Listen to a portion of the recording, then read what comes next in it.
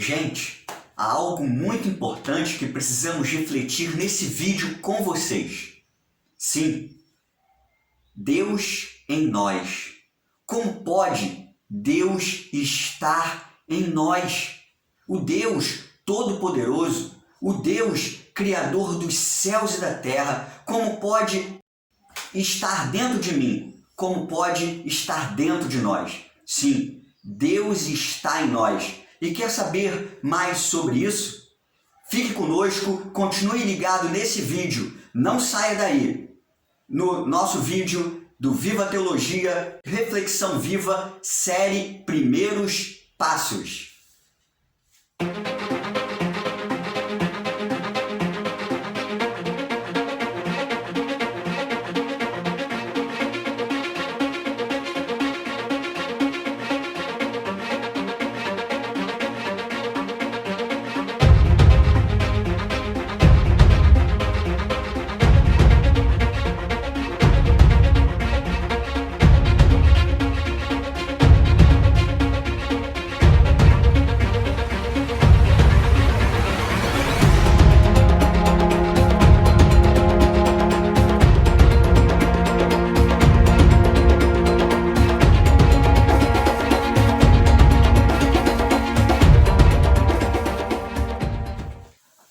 Como pode um Deus tão grandioso, tão poderoso, que criou os céus e a terra, que formou todo o universo, como pode esse Deus grande, santo, sem pecado, morar em mim, morar em nós? Deus está disposto a morar dentro de mim. Deus está disposto a morar dentro de nós, no nosso coração, a estar fazendo parte da nossa vida. Mas como pode isso? Olha, quando nós cremos em Jesus como Senhor e Salvador, quando entregamos a nossa vida a Ele para que Ele seja o nosso Senhor, Deus, através do Espírito Santo, faz morada em nós. Isso é um privilégio grandioso. Isso é um privilégio, olha, sem tamanho. Nós não merecemos isso. E isso é um milagre, porque como pode um Deus santo, Deus que não tem pecado, Deus tão grandioso, morar em mim, ser tão pequeno, ser desprezível, ser de natureza pecaminosa? Mas Ele mora. A palavra de Deus nos diz, é bem clara quando diz que Ele mora em nós. A todos aqueles que recebem a Jesus como Senhor e Salvador. Efésios capítulo 1, versículo 13, vai dizer o seguinte sobre isso. Em quem também vós, depois que ouvistes a palavra da verdade, o evangelho da vossa salvação, tendo nele também crido, fostes selados com o Santo Espírito da promessa. Aos que creem em Jesus como Senhor e Salvador, Deus sela com o Espírito Santo. E quando nós ouvimos a palavra selar, significa que Deus nos marca. Deus faz uma marca em nós, né? Se a gente for ver lá no período passado, lá na antiguidade, há várias situações que a gente vê esse símbolo de marca, esse símbolo de selo, né? Os escravos eram selados, eram marcados com a marca de seu senhor. E hoje em dia existe isso também. Os animais, como cavalos, são marcados com a marca do seu dono, com a marca da sua fazenda, para não serem perdidos. O gado é marcado com a marca da sua fazenda, para que se perderem, quem achou saiba de onde é. Os reis, nos tempos dos reis, nos tempos da antiguidade, tinham marcas, tinham selos, né? Que quando a gente via o selo real, sabia aquele documento ou aquilo que estava com o selo real era um documento autêntico, era um documento verdadeiro, porque tinha o selo do rei, tinha o selo do reinado, né? Daquele reinado, né? Assim somos nós. Nós que cremos em Jesus como Senhor e Salvador, temos o selo de Deus, temos a marca de Cristo, que é o Santo Espírito de Deus, que é o Espírito Santo. Deus prometeu isso lá em Joel. Em Joel, capítulo 2, versículo 28, ele vai dizer o seguinte: e acontecerá depois que derramarei o meu espírito sobre toda a carne. Vossos filhos e vossas filhas profetizarão, vossos velhos sonharão e vossos jovens terão visões. É isso mesmo. Deus, o próprio Deus, prometeu esse Espírito Santo, o Espírito dele, o próprio Espírito dele para nós, né? E quando era no Antigo Testamento, esse Espírito vinha sobre as pessoas, sobre situações específicas. Quando Deus escolhia alguém, Deus dava o seu Espírito, enviava o seu Espírito para que aquele alguém fizesse e cumprisse a vontade dele, a vontade de Deus numa situação. Foi assim com Sansão, né?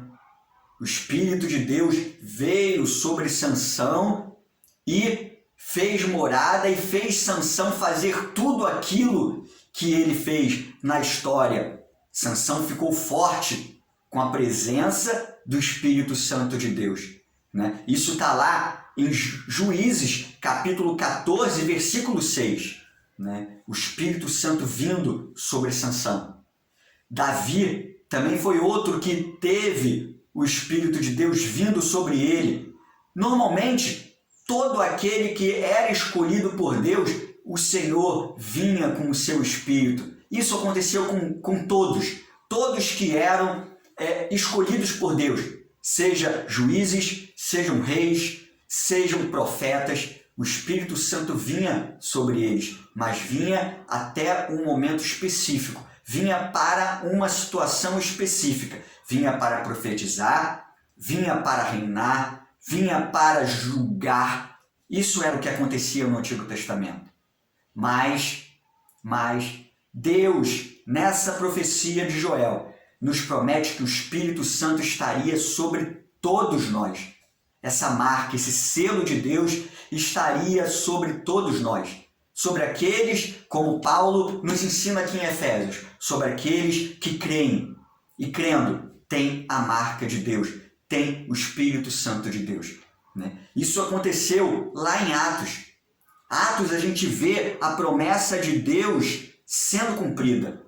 Atos, a gente vê a promessa de Deus lá em Atos 2, quando o Espírito Santo cai sobre os discípulos, cai sobre os apóstolos, naquele dia de Pentecostes. A promessa de Deus, a promessa que estava em Joel, se cumpre lá em Atos, no capítulo 2, onde todos os discípulos são cheios do Espírito Santo de Deus.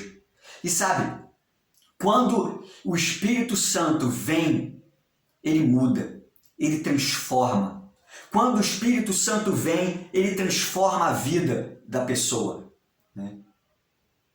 Nós vemos em todo o ministério de Jesus, Jesus chamando os discípulos. E entre eles estava João, estava Judas, né? Estava Pedro, né? Estava Mateus. Né? E podemos ver a mudança e transformação destes discípulos a partir da descida do Espírito Santo, né, na vida deles. Eles são mudados, eles são transformados. Aqueles discípulos que estavam cheios de medo, né, aqueles discípulos que estavam cheios de temor da perseguição, agora começam a falar de Jesus, começam a proclamar o reino de Deus. E não só isso, a mudança não só veio somente nisso, em proclamar a Jesus, em evangelizar, em falar do nome de Jesus, do nome do seu mestre. Não. A mudança, quando o Espírito Santo veio sobre eles, também foi mudança interior. Vemos o exemplo de Pedro. Pedro era um cara inconstante. Em todo o ministério de Jesus, Pedro se via inconstante. Ora, ele falava que cria em Jesus. Ora, ele ia ao mestre e falava, o Senhor não pode morrer. Né? Inclusive, ele foi repreendido por Jesus tantas e tantas vezes. Ora, Pedro falava que Jesus era o próprio Cristo. Ora, ele negava a Cristo, negava a Jesus, como aconteceu lá quando Jesus estava sendo julgado, prestes a ser julgado, e vieram a Pedro perguntando se era o discípulo de Jesus. Ele negou a Cristo 3 vezes. Pedro, essa pessoa inconstante, ele muda radicalmente quando o Espírito Santo vem sobre ele. Há mudança de vida. Há mudança de vida quando temos o Espírito Santo de Deus, quando nós temos Jesus como nosso Senhor e Salvador. E essa mudança, essa ação de Deus em nós é grandiosa e é notória. Quando temos o Espírito Santo, a ação de Deus em nós reflete em todos à volta. E a ação de Deus em nós resulta no fruto do Espírito, no que chamamos de fruto do Espírito e dom do Espírito. Outra coisa que a gente precisa refletir, muito importante, é nessa diferenciação entre fruto e dom. Uma coisa é o fruto do Espírito, e a gente tem que chamar fruto do Espírito e não frutos do Espírito, porque é uma coisa única. Apesar de serem vários, todo aquele que tem o Espírito Santo tem o fruto do Espírito, porque tem amor, tem alegria, tem paz em maior ou menor quantidade, né? Todo aquele que crê em Jesus tem o fruto do Espírito. Vai ter amor, vai ter paz, vai ter alegria, vai ter longo ânimo, vai ter bondade, vai ter domínio próprio. E cada um vai ter conforme o quanto busca Deus. Cada um vai ter conforme a sua individualidade, né? Mas tem. Todo aquele que crê em Jesus começa a resultar nele e começa a aparecer nele o fruto do Espírito. Por isso que Jesus lá com os discípulos um dia conversou que aquele que é de Deus, aquele que nasceu de novo, tem os frutos, precisa ter os frutos, né? Porque senão é cortado e jogado fora e queimado. Todo aquele que é de Deus tem o fruto do Espírito. E vamos falar mais sobre o fruto do Espírito. E o dom do Espírito é diferente do fruto. O dom do Espírito, ele é dado conforme a vontade de Deus, né? E conforme a igreja de Deus aqui na terra, a igreja visível, precisa, né? Todos que creem em Jesus têm amor, paz, alegria, longo ânimo, bondade. Um exemplo, né? Mas nem todos que creem em Jesus têm o dom de pregar, pregam bem. Nem todos que creem em Jesus sabem aconselhar. Nem todos que creem em Jesus sabem ensinar. Porque isso tudo é dom. Dom do Espírito. Dom de curar, dom do ensino, dom de pregar a palavra, dom de aconselhar, dom de profetizar. Tudo isso é dom do Espírito. E é dado conforme a vontade de Deus, conforme a necessidade da igreja. Sabe, o fruto do Espírito Santo tem que ser notório em nossas vidas. Nós precisamos querer a cada dia o fruto do Espírito.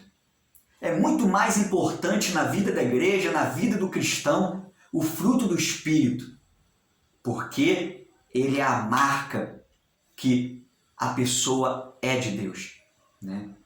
Não fique preocupado ou preocupada se você não sabe pregar direito, se você não sabe ensinar direito, se você não sabe aconselhar as pessoas. Eu tenho certeza que em algum momento e de alguma forma Deus vai te usar. Deus tem um dom para aqueles que são de Cristo. Deus tem um dom para aqueles que creem em Jesus. Isso virá com o tempo da sua caminhada cristã, da nossa caminhada cristã. Mas precisamos nos preocupar muito mais no fruto do Espírito nas nossas vidas. Com o fruto do Espírito nas nossas vidas. Porque ele vai ser a base para a nossa vida cristã. Precisamos pedir a Deus o fruto do Espírito. E vamos conhecer, vamos refletir sobre cada fruto do Espírito.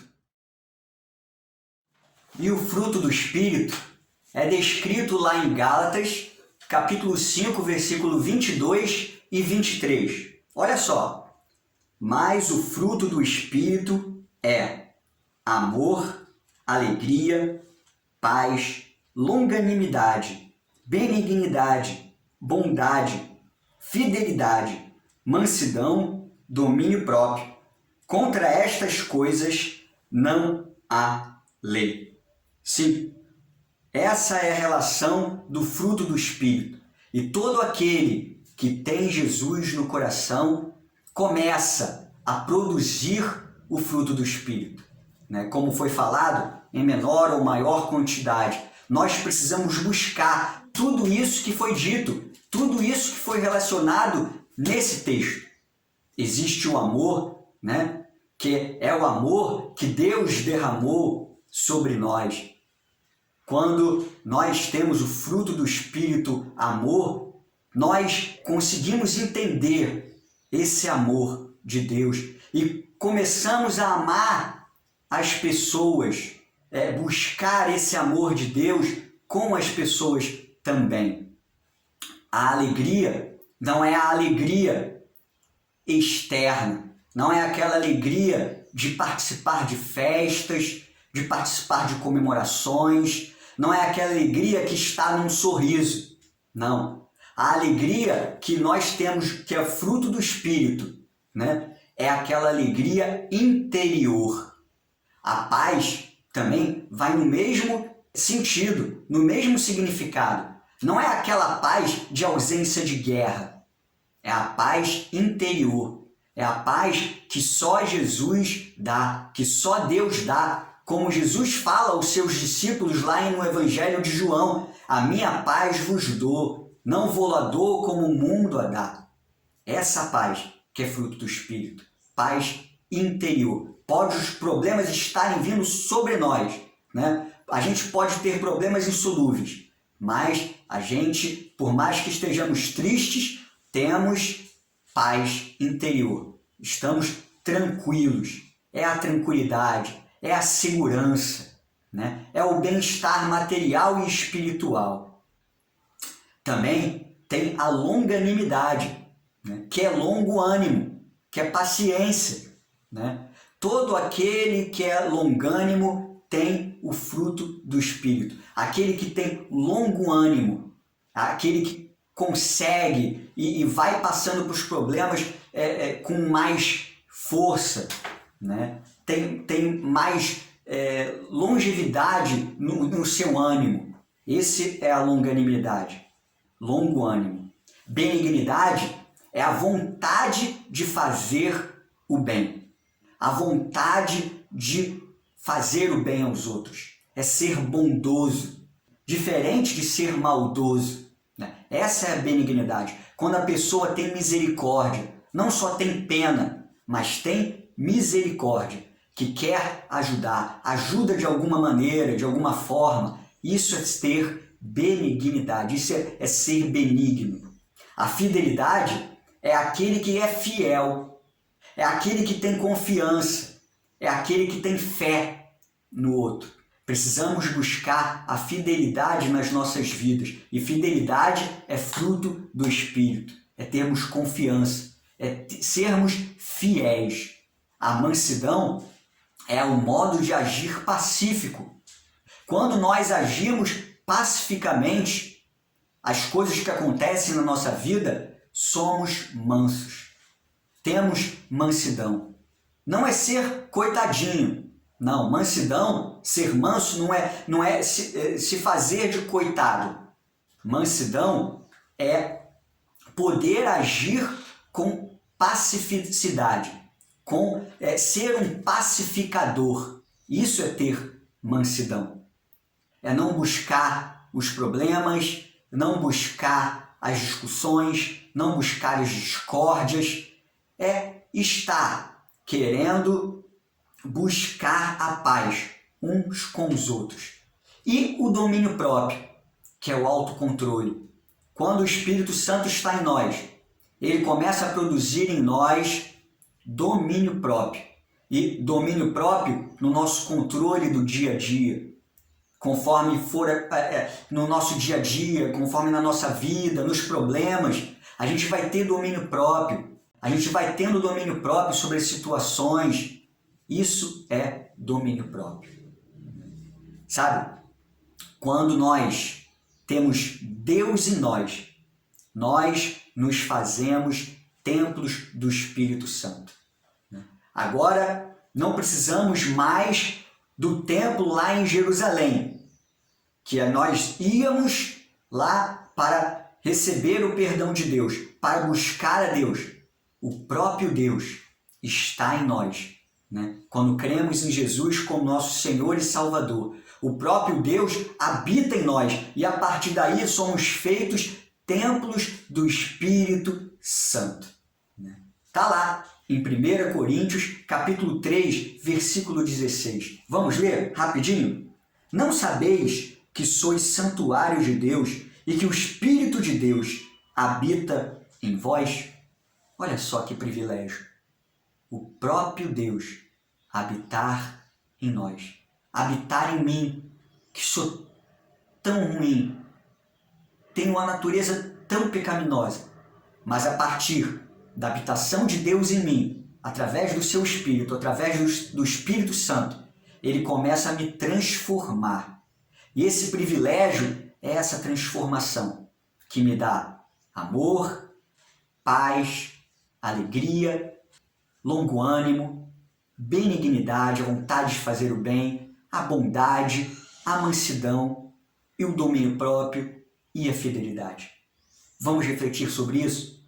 Que as nossas vidas estejam nas mãos de Deus e que possamos aproveitar esse privilégio de ter Deus em nós e que possamos ser bênçãos na vida dos outros e que possamos glorificar ao nosso Senhor com as nossas vidas. Ok? Bom, gostou do vídeo? Compartilhe com os seus amigos, se inscreva no canal, dê o seu comentário aí no vídeo, se você tem alguma outra dúvida, comente conosco, dê sua sugestão e não se esqueça de nos acompanhar em todos os nossos vídeos do nosso canal Viva Teologia. Vamos ter mais vídeos por aí.